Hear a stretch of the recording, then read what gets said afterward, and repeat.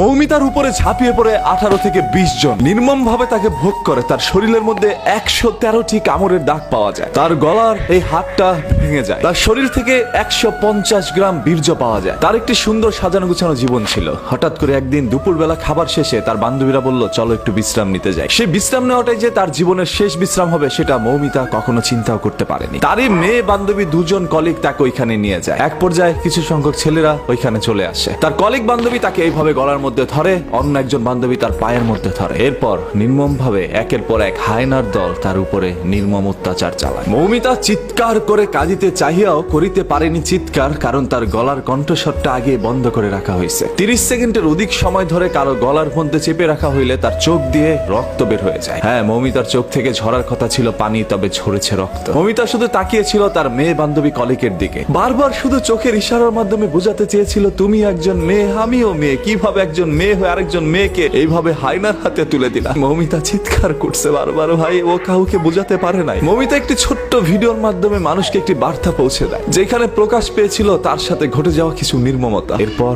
তাকে এই দুনিয়া থেকে সরিয়ে দেওয়া হয়। মৌমিতার সেই ভিডিওর বর্ণনা যদি আপনারা একবার দেখেন, তাহলে আপনাদের চোখ থেকে অশ্রু ঝরে যাবে। আজকে পুরো ভারতবাসী এটা নিয়ে প্রতিবাদ জানাচ্ছে আজকে বাংলাদেশের মানুষ। এবং এই ছবিটি ফেসবুকের মধ্যে ঢুকলেই দেখবেন আপনার সামনে চলে আসছে। হয়তো আপনারা অনেকে পোস্টটা পড়ছেন না, শুধু ছবিটা দেখে ইগনোর করে চলে যাচ্ছেন। হ্যাঁ, কারণ ঘটনা তো আপনার মা বোনের সাথে ঘটে নাই বা আপনার সাথে ঘটে নাই, অন্য কারোর সাথে ঘটলে তো আর আপনার কিছু যায় আসে না। যদি আসলে আপনি একজন মানুষের মনুষ্যত্ব বেঁচে থাকতো, তাহলে অবশ্যই এটা নিয়ে পোস্ট করতেন, শেয়ার করতেন এবং প্রতিবাদ জানাইতেন। গতকাল থেকে অসংখ্য মানুষ এটা পোস্ট করেছে এবং মানুষ আমাকে বলছিল, ভাই এটা নিয়ে একটা ভিডিও বানান। এই সকল বিষয় তো আর মানুষের বলে দিতে হয় না, এমনিতেই চোখ থেকে অশ্রু ঝরে যায়। এই মৌমিতার জীবনে কি এমন ভুল ছিল ভাই? ও তো সুন্দর করে পর্দাশীল অবস্থায় ঘুরে বেড়াতো। ছবিটার মধ্যে আপনারা দেখতে পাচ্ছেন কি সুন্দর একটি মেয়ে। আজকে এরকম হাজারো মৌমিতা আমাদের দুনিয়া থেকে চলে যাচ্ছে, সেগুলো সোশ্যাল মিডিয়ার মধ্যে ভাইরাল হচ্ছে না। ওই সকল হায়নার দলগুলো এখন পর্যন্ত আমাদের সমাজের মধ্যে বিদ্যমান। এবং আপনার এই মেয়ে বান্ধবী কতটা নিকৃষ্ট হতে পারে, আপনার মেয়ে বান্ধবী একজন মেয়ে হয়ে আপনাকে এইভাবে হায়নাদের হাতে তুলে দিতে পারে, সেটা হয়তোবা কখনো আপনি আমি কেউ চিন্তা করতে পারি না। এটা কখনো আমাদের বোধগম্য নয় যে এরকম কোনো কিছু আমাদের সাথে ঘটতে পারে। তার উপরে কোনো না কোনো বাঙালি ঝাঁপিয়ে পড়েছিল, সেটা এপারের হোক আর ওপারের হোক। আজকে আমি একজন বাঙালি হিসাবে লজ্জিত।